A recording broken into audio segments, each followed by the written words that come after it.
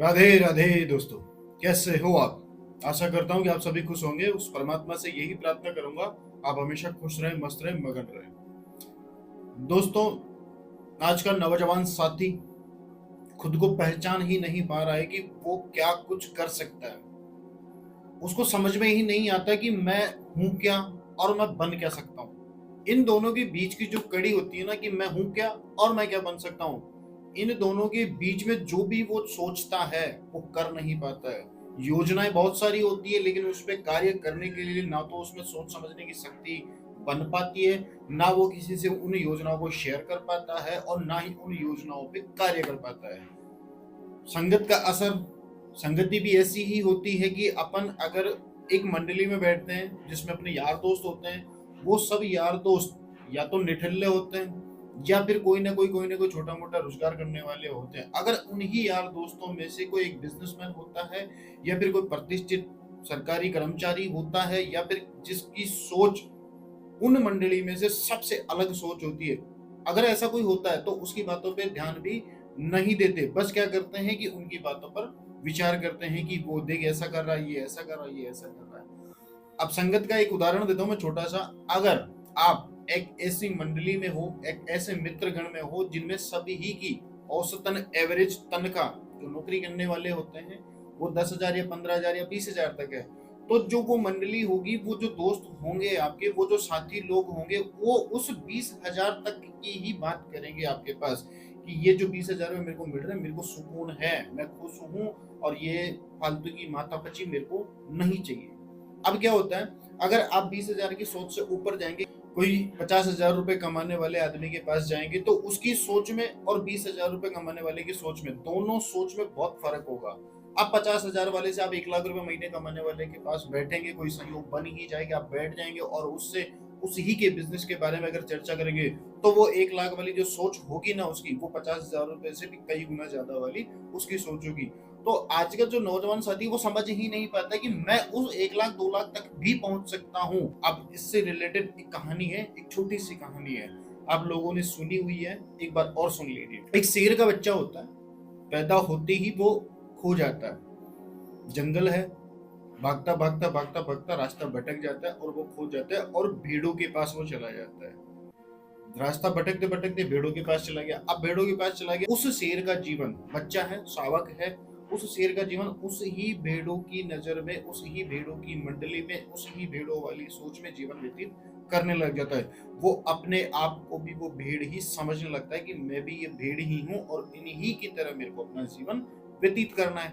अब धीरे धीरे धीरे धीरे धीरे जैसे जैसे समय परिवर्तन होता गया, वो शेर का बच्चा धीरे धीरे धीरे बड़ा होता गया। अब जैसे बड़ा हो रहा है, तब भी उसकी सोच वैसी ही है जैसी कि भेड़ों की है, क्योंकि संगत भी भेड़ों की है, रहन सहन, खाना पीना सब कुछ उन भेड़ों के जैसा ही है।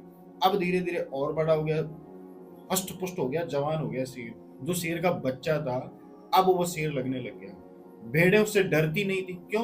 क्योंकि वो उन्हीं के साथ रहता था। वो भेड़े भी उसको जानती थी कि ये भी ऐसा ही है और अपने साथ ही खाता पीता रहता है, तो ये अपने को नुकसान नहीं पहुंचाएगा। और शेर को भी नहीं पता था कि ये जो भेड़े हैं ये मेरा शिकार है और मैं इनका शिकार करके मैं इनका सेवन करूंगा।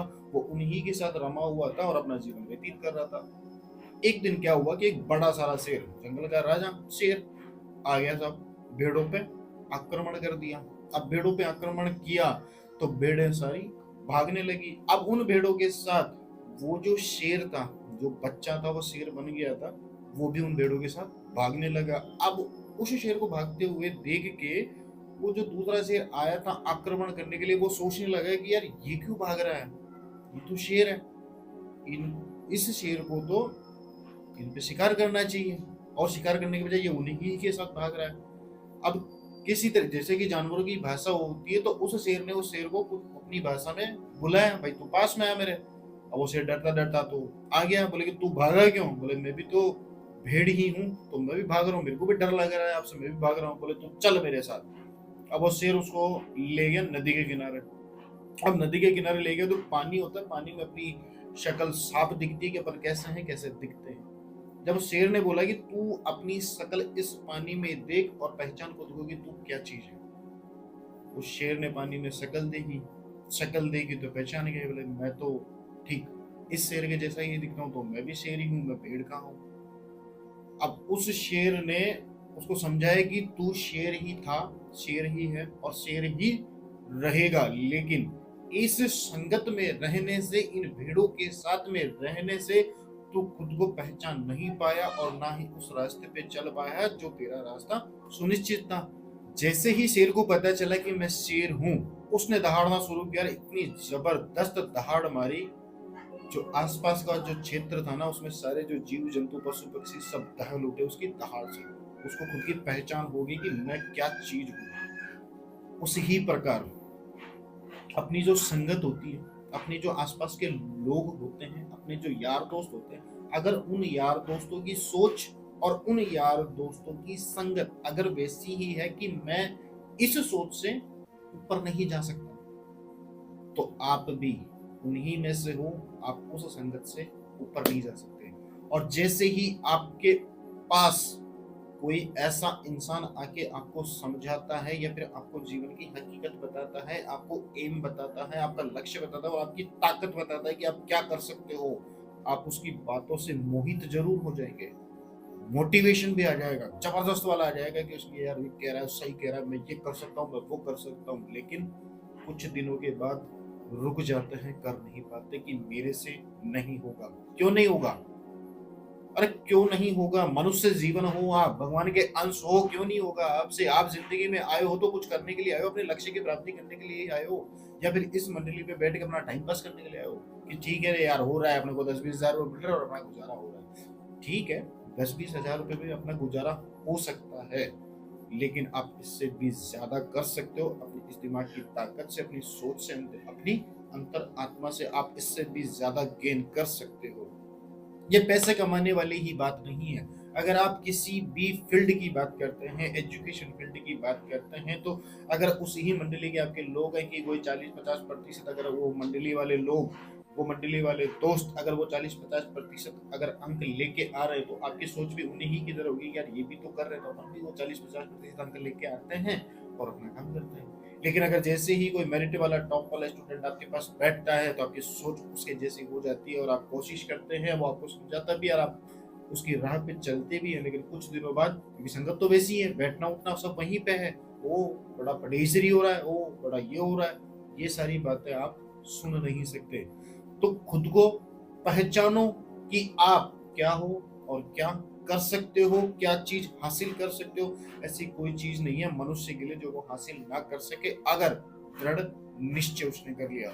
अगर आपके पास दृढ़ निश्चय है तो ऐसी कोई भी चीज नहीं है जिसको आप हासिल ना कर सको। लेकिन आपको रोकने वाले कौन होते हैं?